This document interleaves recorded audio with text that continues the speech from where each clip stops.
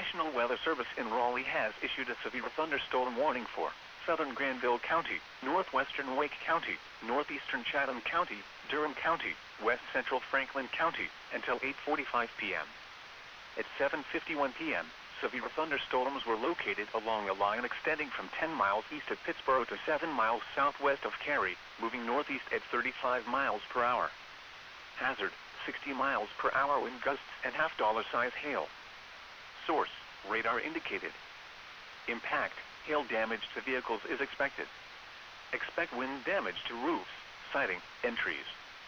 Locations impacted include Raleigh, Durham, Cary, Creedmoor, Lewisburg, Wake Forest, Butner, Franklinton, RDU International, and Apex. For your protection, move to an interior room on the lowest floor of a building.